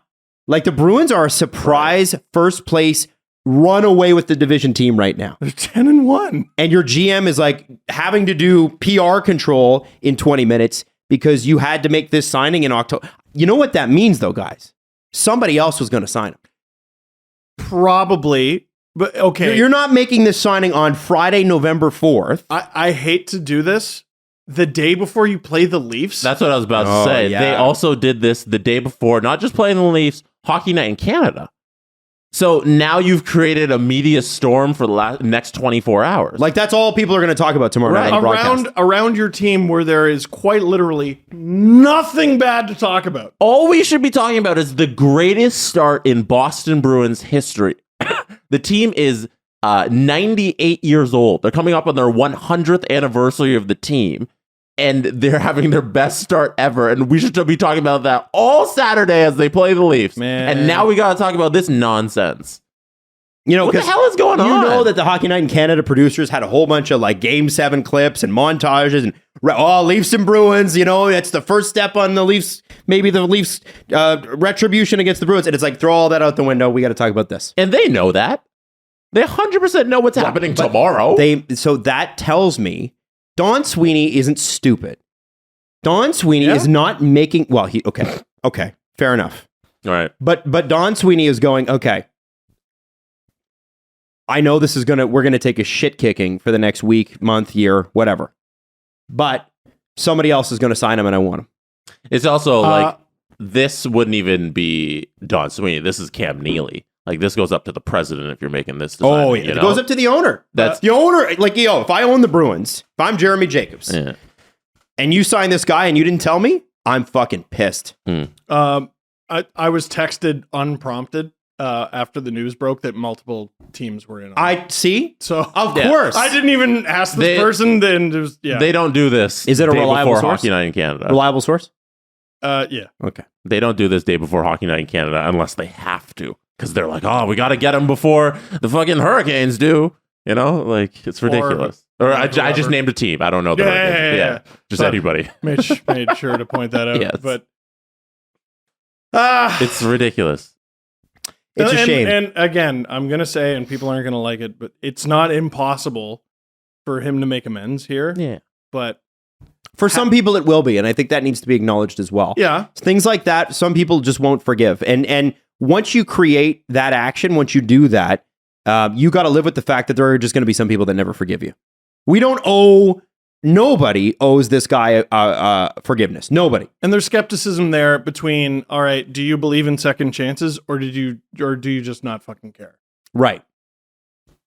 So Are you apologizing because you want to play hockey? Yeah. So, and the thing is that, you know what I didn't like about the statement too, is he's like, it was a lapse in judgment. It was immaturity, whatever. Yeah. Listen, At no he was point in elementary school. Like, listen, I understand. Junior high. 14. Well, yeah, depending. Yeah, on where 14, you could be in high school. I was 14 when I went to high school. Yeah, but he was in 8th grade as well. Okay. And so then let me say this. Okay, so that's okay. You're not fully acknowledging it when you don't say racism. Mm-hmm. You called him the N-word. Mm-hmm. It's racism. Mm-hmm. I mean, you made a kid with learning disabilities eat piss. Oh yeah, we also didn't mention that the kid Yeah. has learning disabilities too. Yeah. And it's just, I just, so anyway, not to overdo the topic, but again, guys, it wasn't just the Bruins either. Not that you let them off the hook. They made the signing, but S had a really good video yesterday talking about S. Barahaney of SDPN. Yes, talking about the several scandals going on in the NBA right now and how it's disappointing and I didn't say this to him, but I just remember thinking to myself, man, no one's this good at basketball. You know what I mean? To put up with the shit that's going out there. The Kyrie situation is just, I've never seen the NBA screw up something so bad. And Primo with the Spurs. Yeah, wow, that was going on for months. Yeah, crazy stuff. Yeah, you should check out the video. He's really insightful. Yeah, you saying no one's that good at basketball for that. It seems like the bar here in hockey is like, we got a great prospect. Who cares what happens off the ice? It doesn't seem like the people who are in charge of signing players and bringing talent to the league don't really care. When this happens to role players, they're gone. They're gone. Mm-hmm. Mm-hmm. But if you're talented enough, I'm saying talented enough, if for a guy who's signing an AHL deal, like he's not even like, oh, we got to sign him to this NHL deal, we got to put him on the Bruins. He's not even the top of the skill. He's a prospect, and they're still like, let's disregard everything that's happened to him. Let's get him here. It's there's not a lot of respect for the off ice issues. Yeah, he did some pretty bad things, and the family doesn't forgive him, and it doesn't look like he was sorry, but he was the top scoring defenseman on his USHL team, so I think we might got to take a chance on this kid. Yeah, they have it. They have in the media release. He skated in 6 games with the Tri-City Storm of the USHL in 2021-22, recording 39 goals and 44 assists for 83 points. Oh shit, that sounds like good at hockey. So, welcome to Providence. Yeah. Cool. What are you doing on your phone? Oh, I was just looking at his team's numbers. Do you want to talk about, and I'm going to do a hard right turn here, but I don't know what else you expect me to do after that segment. We had to talk about it. Do you want to talk about the Mike Rupp clip? Yes. With Auston Matthews? I was going to include that in the Leafs pack, and then this broke, and then it was sort of, because it's made the rounds, and we reached out to Mike, by the way, who's a great guy, and he didn't have time to come on the show today. What show was he on? What show was he on? On this network. Oh, he was on Agent Provocateur. Second ever episode. That's right. Yes, he was. And we talked about his Stanley Cup winning goal and negotiating with Lou Lamoriello. It's a great show, a great episode. should check it out. Mike's one of the warmest guys that we've ever had on. He released a clip saying Auston Matthews is a hunk of garbage. Yeah, he said, wow, oh my goodness, the Leafs should trade him for Connor McDavid and Sebastian Aho and gun to the earth. Rasmus Dahlin. Matthews or Konechny. I'm taking Konechny. So you're not going to see the video here because technically that's Sportsnet property. If we ran it on the channel, they'd be after us. But we are going to have Mike Rupp's breakdown, and I'm sure you've seen this on Twitter. No, not everybody's always online. Okay, so basically this is after the... And bless them. This is after the Matthews goal. Normal people listen to the show. Towards the end of the game, Matthews scores, and... Sorry, not Matthews scores. Matthews around the net. He was around the net. And it's right before Konechny goes after Matthews, right? And then you remember that scrum, right? Where Bunting jumps and then Giordano's like, I'm gonna Superman. Spear. Yeah, Superman spear. Like, that was crazy. I love Mark Giordano. Man, he's awesome. It didn't quite have the form of a spear. It was more like Gore from Rhino. Yeah. ECW days. Oh, yeah. Gore. So, unreal. So listen, I want you to understand, because Mike Rupp put out the very controversial opinion about Auston Matthews on this one. Have a listen, Jesse. All right, I'm sure everybody's seen it to this point, but we're going to go through. Auston Matthews takes a shot by Travis Konechny, and I'm okay, and I love this, actually, that Auston goes after him, right? Me too. Goes in there, gives him a whack. You're not allowed, you can't just take a run at me, okay? And comes in, lays a cross-check. That's all good. Identical Konechny cross-check gives him to a the one he whack. got suspended for Matthews on gives him a Dahlin, whack. It just And then didn't right Konechny's up his like, shoulder. all right, let's go. And Auston doesn't have to fight here. He does not have to fight here, although he's the one who kind of started this whole thing as far as going after him in the corner. But you can't just stand there and be okay with your teammates coming to your defense. And just pausing it there.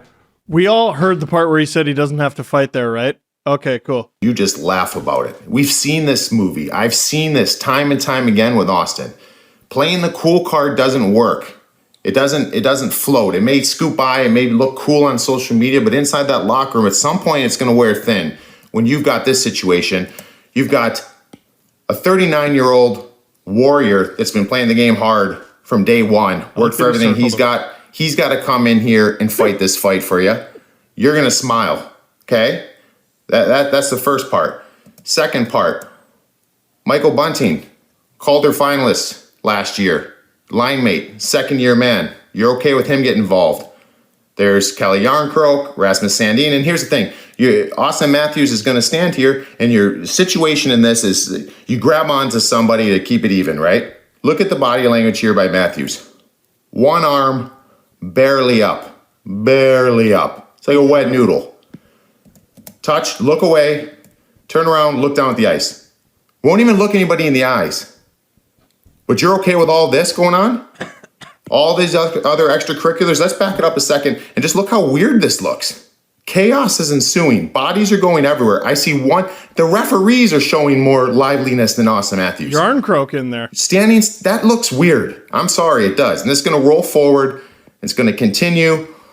Konechny's going to come back, let him know what he thinks of him. Austin's going to initiate again. Whack. Nope. I'll let the young kid take care of this. Going to stand here. Bunting is older. Smile on his face. If things don't change in Toronto, if this team doesn't start getting some team toughness and having a backbone, they ain't going anywhere. They're not winning anything. Well, listen. When I tell you tweeting about that clip yesterday is one of the greatest regrets of my life. How did it go? I mean it. What did you say and how did it go? I said a bunch of things and listen, I don't want to sound like a boomer. Twitter is the worst vessel for communication ever invented. Yeah. Ever fucking Are you paying invented. $8 a month to use Twitter? I would pay $8 a month to never have to use it. Yeah, again. is there a way out for us at this point? Oh, like I'm watching the whole website burn to ash, and as someone who needs it for work actively and like has grown because of it, I cannot wait for its demise. I'm so excited to be done with it forever. And I'm not sick of people. I'm sick of the type of conversation we have on that godforsaken fatherless, motherless piece of shit Give it website. to me. Give it to me. Read it. What happened? Read it. What happened? Like, okay. What happened? I'm trying to find what I said. Okay. Let me find was because I decided to get in trouble again today. Okay. By saying, people deserve a living wage. Sorry about that. We have a shirt that says, it's your face and it says never tweet. A fan made that for us, right? Oh, really? Yes. And they sent it in. Don't. No, I don't think it's never tweet. It's no, go ahead, tweet.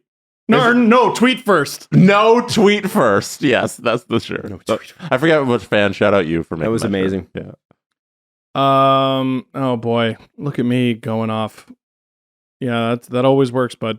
What the fuck are you doing? There's too many to read. Honestly. Give us something. I know. So the first one is I say, look, Matthew should avoid fighting at almost all costs. Yes. But there's 100% an element of truth here. One day there won't be an Igor Zamula. That was the player that he noodled. There won't be an Igor Zamula to latch onto. Someone's going to drop the gloves and your teammates are preoccupied. Now what? Sidney Crosby, who super should never fight, has 8 fights in 1,299 games. Ovechkin has 4 fights in 1,432 games. Stamkos has 6. Even Tavares has a fight on his card against Alexander Burmistrov from 2010. Wow, that's funny. I didn't know that. With the Thrashers. Odds are, while rare, it's going to happen. Then what? Someone said, you take fighting out of hockey and just play hockey. In what other sport is this a conversation? Football literally shortens people's lives, and even they are like, yeah, no, we are here to play football. I said, listen, man, I totally get it. Fighting is going to leave hockey in our lifetime. I said that years ago on the podcast. You said that in our first season. Yeah. And I was like, you're out of your mind. Fighting is going to leave hockey in our lifetime. It might take 5 years. It might take 30. I think it'll eventually happen. Until it does, it's a factor. And there's I said a bunch of other shit. Someone said, how many fights do McKinnon and McDavid have? And I said, McKinnon has 8 in the NHL, 2 in the queue. McKinnon boxes in the off season. He's ready and willing. McDavid had 2 OHL fights. In one of them, he missed his opponent, punched the boards, and broke his hand. I remember that. He almost missed the World Juniors because of it. And then they ended up winning gold. I don't think they do without him. He also has some snarl these days, which Matthews does, but nobody says, which I thought was a nuanced take talking about Matthews does have snarl more than people think. And Rupp even said at the beginning of the clip, I love this from Matthews. Mm-hmm. But why are you such a fucking idiot?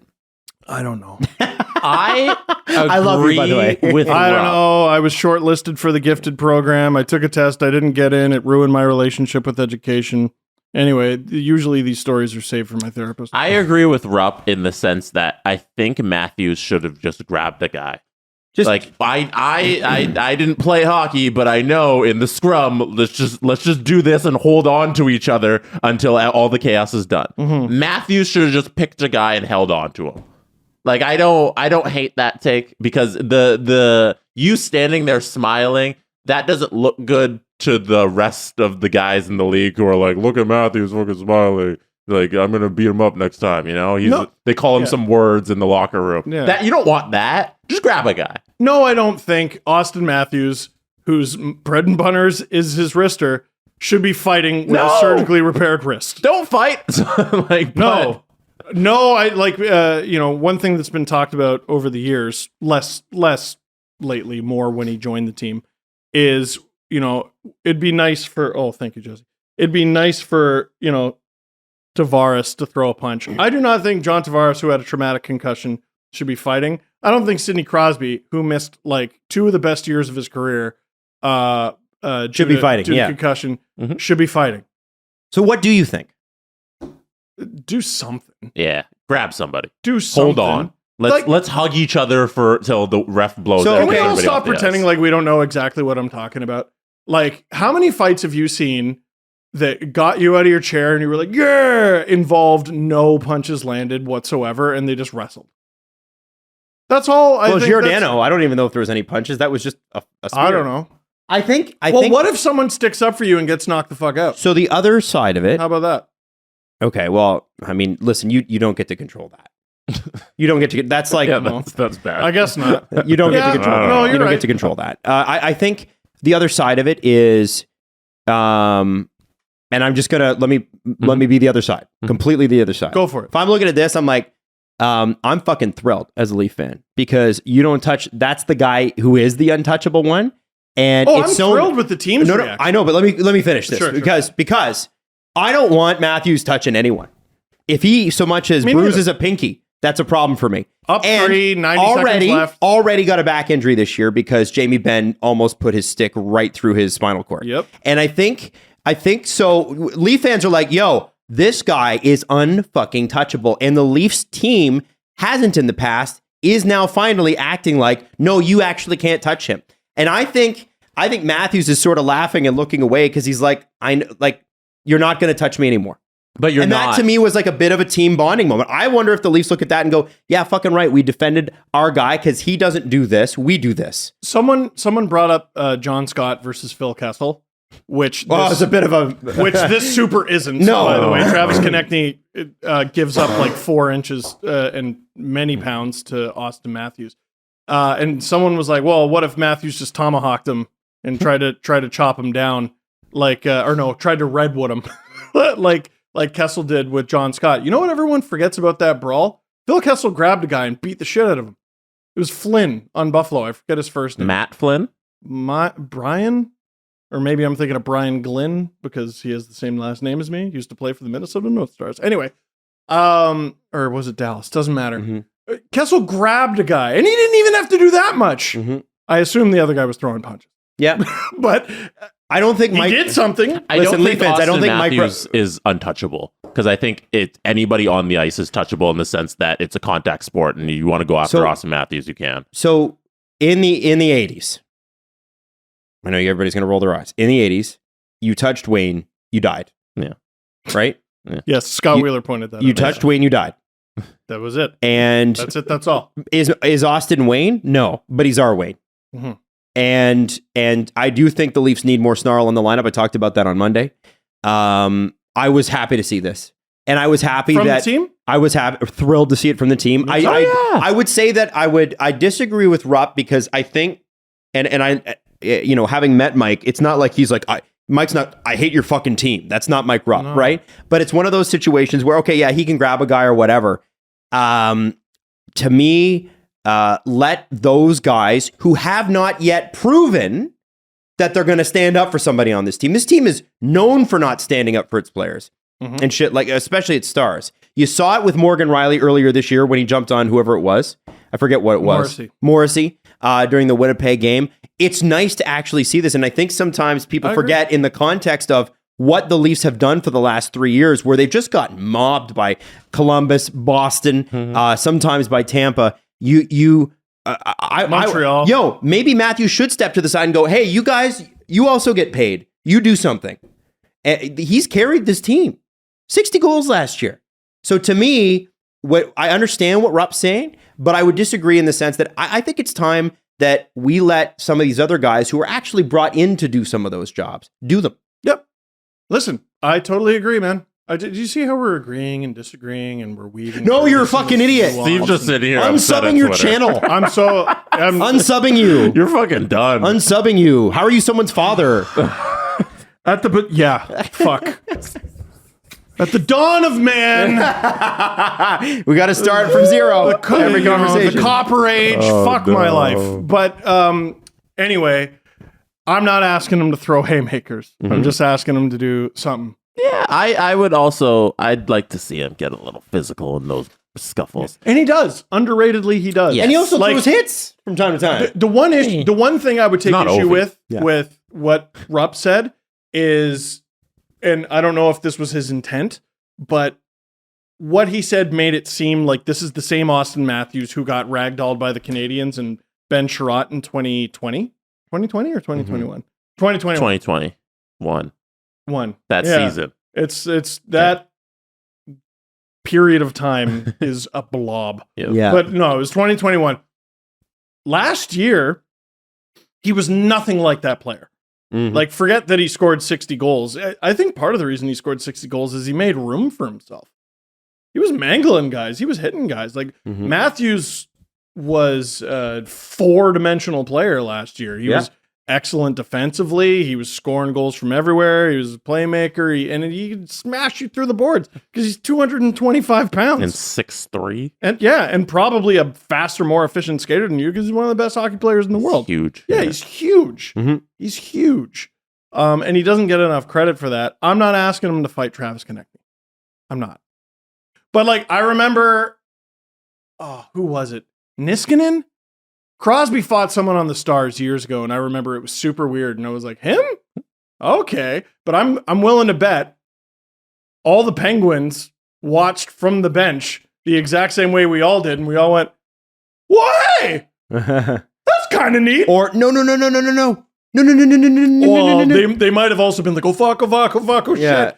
I mean, Riley, I'm pretty sure iced his knuckle after that fight, and I was like, oh no, Morgan, no. Like, listen, there's consequences to fighting. Yes, there are. I'm not asking him to fight and get hurt. Bear hug. Well, Matt day, Sundin would bear hug people. If I would love to know the conversation after that game or the next day, if there was one, between John Tortorella and Igor Zamula. It's torts, remember. Interesting. It's torts, remember. Igor, at least drop your fucking gloves. Yes. Is what I imagine was said. Like, think of it from a Flyers perspective. Why does Matthews get out of that scot-free? Yeah, because he sort of like has his stick on Zamula, right? And that's it. Barely. They just kind of breathe on each other. He cross-checks 2 different people. Yeah. Because he does the initial one Konecny and then he comes back. He cross-checks Konecny twice. Oh, it's Konecny twice? Yes, yeah. So, like, as a Flyers from perspective, he shouldn't get away with that. Go after him and get to him no matter what. If I'm a Flyers fan, it's 5 and I want them to be the Broad Street Bullies, and I know they're not going to be the better team most nights, and they're not going to have more skill or more depth than, most teams most nights. I'm looking at that as, you couldn't have done something. And, like, yes, Zamula, I think, is a rookie. He might have played last year. I feel like I recognize his name. He's 22. But imagine the lift that gives them going into the next game. That's all I'm saying. That's all. And that's the Flyers' perspective. Elon Musk is right in that $10. If Twitter was a paid service, it would be a better place. How many people would send fuck you to me if all of a sudden you can send DMs for pay? No. I'm not talking about that. I'm talking about something completely different. If you just had to pay to get on Twitter, like you had to have a credit card, just in your general. identity, and just same way you need to pay to use the Athletic app, you need it's a subscription, you need to get on there. If you had to pay $10 a month to use Twitter, it would be a lot better place because everybody there, it would be their real name, their identity, and you wouldn't have a trough of shit in there. Except, no, it extraordinarily won't be their real name and real identity. Fuck you, I know where you live, I'm going to kill your family, from William Wallace, and it's a photo of Mel Gibson. That's the future of Twitter. That is absolutely the future of that hellscape. I think you're weeding out a large part of Twitter if you make people pay and use their credit card. Can we talk about something? I wish I had your optimism. Can we you don't think so? Not a chance. I don't think so either. But can we talk about somebody who Mike Rupp should comment on and should be embarrassed, and that's Jordan Binnington. He did comment on Binnington. Oh, he did? Did he? Yeah, there's a tweet there. Oh, did he say it? Yeah. Oh, what did he say? Oh, I wasn't actually criticizing him, but I don't know what he said. Can you bring it up? I would love to know what Mike Rupp said. So, just so you know, Jordan Binnington. His header is the Danbury Trashers logo? Yes, yeah, he's amazing. You got it there? No, I don't have Mike's tweet there. Are you blocked? I hope you're blocked. He says, Binner has been searching high and low for the last few years for a goalie fight. So he's losing a game against the Islanders. Counterpoint, no, he hasn't. And he's trying to fight, or he kind of shoulders, he does the shoulder thing to Sorokin. Yeah. And the thing with Binner is... He only does this in games where he's bad. Well, honestly, it's pretty bold for a guy who started the season with an .879 save percentage. Like, dude... you know, it was one thing when you were throwing air punches at people at center ice and you guys were winning cups or you won a cup, right? You had some swagger, you had some confidence, but you have allowed 22 goals in 7 games. Like, guys, it's Jordan, focus on tending the goal. I said his brand of toughness is rude subway commuter. Like, he just bumped the guy's shoulder, and then he won anyway. Mm-hmm. Like, oh yeah, big lick of difference that made. I don't know. Yeah, it's listen, I know Blues fans love Benner. I get it. But it's Weasel. It says something about how tough the St. Louis Blues are as a team that nobody has just completely ragdolled him yet. Oh yeah, no, they wouldn't touch him. No. They wouldn't touch him. No. And counterpoint, these days, do you want to take Jordan Binnington out of the game? It's better if he's in. Better if he's in. So Doug Armstrong has that press conference where he's like, hey guys, we're off to an awful start and we'll get it together. The St. Louis Blues respond to that press conference by coming out and losing 5-2 to the Islanders. Not great. So during that game, Anders Lee fights, what's his name? Nico Mikola. So they have a fight in the game, you know, because that's a big fight. Holy shit! It's a tough game, you know. You got to show that you're still in this. You got to have some confidence. And during that fight, when these two heavyweights are going at it, Jordan Binnington's right there. He's like, I'm going to get in the middle of this fight. How does he, Steve, get in the middle of this fight? Oh, Jordan Binnington decides to enter this fight. Let me see. By cup checking Anders Lee in the middle of the fucking fight. He's got to get fined. Watch this. Let me see.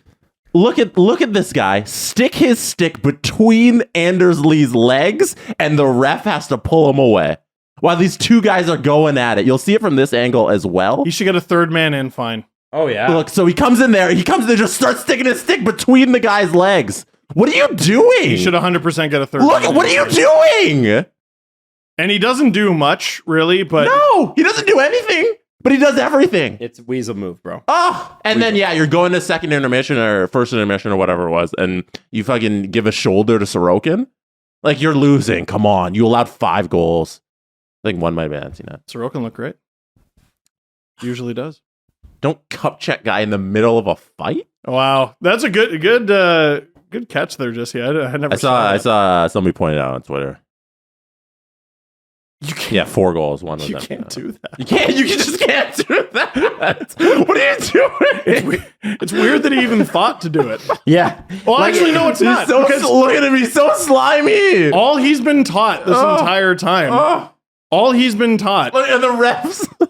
Is he's allowed to do this. Yeah. I want to pause on the ref who doesn't go after the guys fighting, but he goes after Binnington because Binnington's trying to get a stick in between Jordan, stop. balls. Stop. We don't want you to get suspended. I don't mind the refs letting them go. No. I just, like, if you're going to get in the way and don't, like, look at this. No, you can't. Hold on.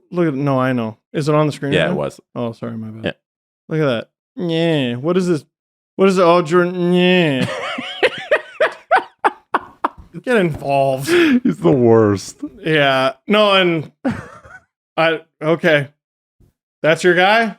That's your guy. That's your man? What did you say his save percentage is? 890 or 879.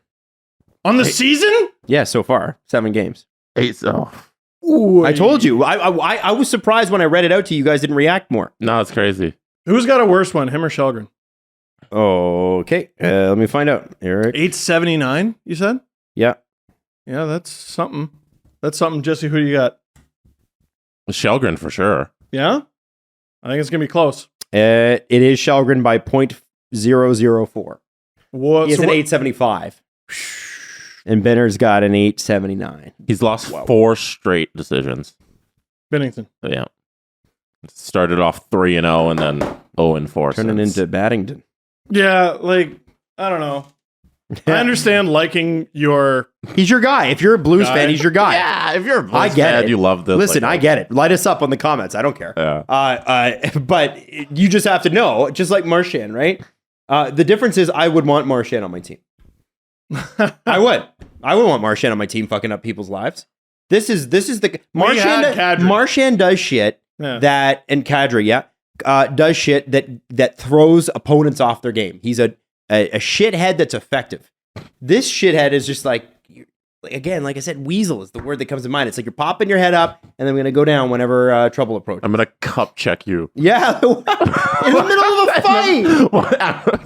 Like, get out of here, man. Try to fight me for And again, cup check it says something about how tough the Blues are that we keep every time this happens, and it happens an unbelievable amount of the time. Every time this happens, we're like, one day. Do you want... And it hasn't happened yet. Yeah, well, do you want Ryan O'Reilly to knock on your door? I don't think so. No, well, and he's like probably, I don't know, what, the 10th toughest Blue? Who would be... Well, Bertuzzo, I guess. Mikola Bertuzzo, if you are on or against his team. He fights everyone. Yeah, man. They got some robots. Big bodies on the St. Louis Blues. Anders Lee should have fucking turned and hit Binnington. By the way, you can't hit a goalie. No. You can't hit a goalie, and he knows that. Well, and he couldn't because Mikola is strong. Yeah. I will say this, everyone, stop making fun of the St. Louis Blues. This is how they win cups. Mm-hmm. They've lost 6 straight. Yeah, that's true. If they're last place in January, lock it in. Buddy. They're going for it. You don't understand. They're going for it. Yeah, Bedard looks pretty good. Psych! And then they're going to just go for it. They are one tough team. They're a hell of a tough team. They are a tough team, and they'd be a tough out in the playoffs. Yeah. Lastly, did you see Vemelka's play where he tried to clear the puck yesterday? Yes. If you're a goaltender, kindly tend the goal. Okay, let's do the press conference. The script says new sponsor alert. What? But these guys are not new. They're true, though. They're true classic. Oof. Here's a shirt. And actually, you know what's great about hat? Oh, I'll get you the hat. Get me a hat. A true classic hat. They sent us a bunch of stuff because we love them. Catch Steve. Catch Steve. Catch Steve. Steve's catching a hat. He can't catch it. True classic. I couldn't see it. Too. Listen, this brand new sponsor is the absolute best fitting tees a man can buy. You've seen True Classic. You've heard us talk about it. Now they're sponsoring our show, which is crazy. If you use that code DANGLE at trueclassic.com for a limited time, you're going to get 25% off. What? 25% off at trueclassic.com. Women have push-up bras. Guys have these tees. We want to show off our best assets, but we were kind of never really given the right fit to do so, and that's what True Classic does. Am I going to attempt to put this hat on my head? No, because my head is... First try. Try it. Try it. All right. It works. You know what always fits? A True Classic shirt. Well, let's see if the hat fits. But does the hat? Hey! There you go. Hey! It's hanging on by that last tooth. Anyway, it's weird seeing me in a hat, isn't it? It is. Doesn't look right, right? No, it looks anyway, odd. Listen. If True Classic could make a bigger hat, that'd be super duper, but the shirts fit awesome. I took it off. Fit, the hat, anyway, listen. This is a mess. Learn how to dress yourself properly. Go to trueclassic.com with the code DANGLE.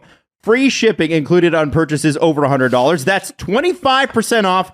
trueclassic.com with the code DANGLE. Strengthen your core wardrobe with True Classic today and get better friends. You're not a hat guy. No, here, we gotta do the read of the script that I wrote. This is so long. True Classic! True Classic! True Classic! True Classic! Want to bet?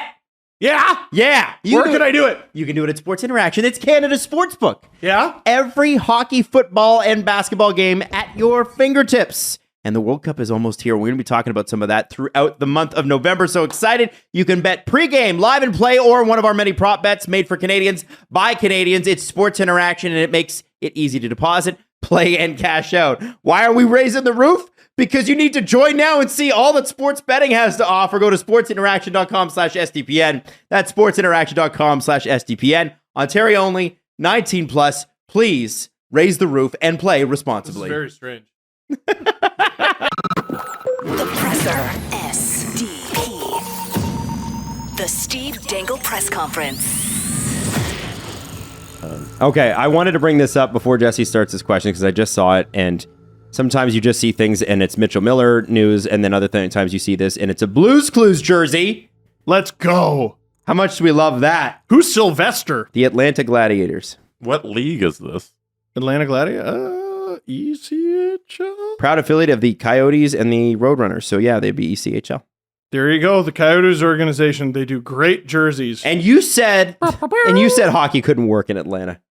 Yeah. The How hell do you dare know? you? What do you know? Oh, sorry. I just got a text. The Atlanta Gladiators have been moved to Calgary And Winnipeg at the same time. at the same time. That's a cool jersey. Where do I purchase one? That's a good one. I don't know. Who's going to be the best looking team on the ice tonight? We'll give you a clue. All right, Jesse, questions. What's your kids' favorite show? Currently? Yeah. What do your children go with? Oh, man. Since we're on topic of kid shows. Blippy was king for a while. Mhm. Coco Mala was popular. Coco Melon how he drives says it. me. I tell Everly that Coco Melon's on vacation. Yeah, we've started to Can't do that. stand Coco Melon. No, Leo has aggressively swerved into the Paw Patrol lane. Yeah, Paw Patrol's good. You know what? You know what else is? I'm excited. Everly is still for sure Paw Patrol every day, all the time. But I'm starting to see kind of weave in there is PJ Masks, and the PJ Masks actually has they've got good plot lines. It's watchable. And listen, I love the Wiggles, man. When I was living on my own, it was just me and Everly, and I needed to take a shower. I put Wiggles on my laptop and like take a shower and I'd have to bring her like, I had like a 1-floor apartment. I had to bring her like baby thing into the bathroom so I could shower so she wouldn't get away from me. And I would put on, I put the laptop on the counter and she'd watch while I was taking a shower so that way I could get a shower in. Yeah. And not stink. and not stink. And man, the Wiggles saved my life, but I'm sure glad that's over. Like, and she would go back to it if I exposed it, but I would not. No, I'm off the Wiggles train, man. There was something about when Leo was a newborn that made me miss adults very badly. Mm-hmm. So you're living in this constant cartoon world, and then there's the Wiggles, but there's something about their world that is very not real. It's a set, right? Mm-hmm. And it's cartoony. Blippy, which I know a lot of people don't like, that's a real human person in a world that's actually real. And it made me feel good to actually You looked see like the Blippy dressing up like him for Halloween, by the way. As I was given that explanation, I was about to say it felt good to see the outdoors, and I'm like, oh, this is okay. I had a pandemic baby. This is why. I'm Blippy. Yeah. Fair enough. Absolutely. That's why. By the way, is it weird being a YouTuber dressing up as another YouTuber for Halloween? I literally didn't even make that connection. Well, there you go. Didn't even make that connection. Jesse, next one. This is from Leafs Reflux on Twitter. Question for you, Adam Wylde, that pertains to history. Adam, have you watched the new All Quiet on the Western Front film on Netflix? Is it even out yet? It might be one of the best war guess movies not. I've ever seen. Amazing demonstration on the evils of war. So I assume it's out. I guess this it's out. person has seen it. Yeah, I've been meaning to watch it since that trailer came out. We watched the original film from like the 30s. It was like colorized, like that's how old it was in history class, and obviously it was lost on a lot of us. Me being a history geek, I was right into it. But Is that where they play soccer? no, I think you're talking about. They might play soccer in it. I don't know. It's been a long time. I remember watching a movie where two warring sides. Oh, So that is the Christmas Day truce, and the Historica Canada, or the Canadian Historical Society, did little vignettes on TV growing up, and they would buy TV time, and one of them was the Christmas Day truce where they played soccer. Yeah, History Canada made that. Yeah. About that, eh? I think it was. It feels like they might have left a couple parts. It was no. I think the reason they did it was like there was humanity left in the soldiers, perhaps not their leaders, though. Yeah. That's the whole point of that story. But yeah, All Quiet on the Western Front. Apparently, it's the kind of movie where you watch it once and you never want to see it again. That's what they're saying about this movie, because it's like it's so good at portraying what it needs to portray that you never want to see it again, and because it sinks that message in. And I can't wait to see it. But I think you got to be in the right mood, man. It's depressing. World War I is depressing. The whole thing. They go in with so much hope, and everybody thinks this is going to be it's going to be like going to oh, we're going to war, going to kill me some bad guys, and then I'm going to come home and be a hero. And it was not that at all. I don't remember if I ever told the story, but this is part of the reason why I'm on drugs now. Is my wife and I were watching Your Honor.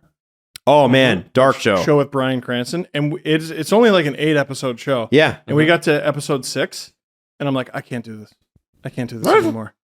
That's how anxious I was. That like I was so riddled that I was like, I feel my skin crawling right now watching the show. I'm not watching it. And she just told me how it ended. Anyway, yeah, drugs are great. It's going to be great. I think one thing to look out for during this show is I want you to look out for the concepts of, nationalism and a lot of the jingoism that you see. There's going to be a lot of parallels to what you're seeing today from certain sections of society, and I won't tell you which. You'll be able to pick it out. And the problem is we always run into this if you have not been in a war or been a part of a tragedy like any war is that's affected you or your family recently, it's very easy to look at it like, we should do that. We should definitely go to war. It's a really important. It's going to be a really important watch because if we don't know that history, we are doomed to repeat it. There's a lot of people who are, throwing things out there like we should be doing this and we should be doing that. That's exactly what led to World War I, which exactly then led to World War II. So let's not go there. Anyway, watch the movie. It's gonna be great. Love history. There you go. Yeah. So it's a movie, not a documentary. It is a movie, but it was written by actually a German writer. And they call the writers after World War I the Lost Generation writers, and there's a lot of it's very dark and depressing and very much about the human condition and the pitfalls of pride and nationalism. And it's fascinating. They're a fascinating group. Hemingway's one of them. Fascinating group of writers and works, and that's the sort of thing that came out in the 1920s. It's funny that we've kind of lost track of that. I want to throw this out there too, and I know this is again doubly dark, but you should know that according to the quotes that I am reading from the Don Sweeney press conference, the Boston Bruins did not reach out to the victim's family at all before. Why would they? They might hear something they don't want to. Right. And they're saying Don Sweeney's saying it was a difficult decision for him personally and professionally. Yeah. This is not how I want Friday shows to normally go, but we got it. Why don't we like watch it after and then come back on Monday with any news? You want to? I just worried it was going to be dead by Monday, but I guess no, they're going to talk about it on Saturday, obviously. Yeah. Okay. Instead of trying to do it through like tweets and stuff. So. Okay. All right. Jesse, what's on your screen? Yeah. This is the most important news of the day of your Friday. Out right now is a new episode of Noxie and Cax. Yeah. That new episode of Noxie and Cax features the one and only Sarah Nurse. Of the extremely ridiculously talented Nurse family. Yes. Kia Nurse, Darnell Nurse. Cousins. Her uncle is Donovan McNabb. That's right. If you didn't know, Sarah Nurse's uncle is Donovan McNabb. And yeah, her cousins, Kia and Darnell. I gotta tell my family to pick it up. Go. It's a really good episode. If you've never watched Noxie and Cax, like this is a perfect episode to be your first one. Sarah's fantastic in it. And yes, there are questions about NHL 23 and all the off-ice stuff she does. She was on like Canada's Drag Race too as a judge. She does everything, and it's a great conversation. So go check it out on your Friday. What a boring life. I know. It's unbelievable. All right. Well, listen, that's it for us today. We'll come back Monday. Obviously, we already kind of know what we'll be talking about partially. You gonna make it? No, I'm not gonna make it. Man, this cold going around is just the worst. So I don't know how you got past it so quickly. By the way, I'm not totally done. Well, anyway, thank you for watching. We will see you on Monday. Can you, since nobody knows this, but in studio, the outro isn't playing. Steve, can you do the outro? No. Oh, that's so much fun. Fart. Oh, boo. Fart, Steve. Boo, that's how you have to go into your weekend. Fart. Goodbye. The Steve Dangle Podcast. Powered by Sports Interaction, Canada's Sportsbook. Follow the guys on Twitter at Steve_Dangle, at Adam WYLDE, and at Jesse Blake.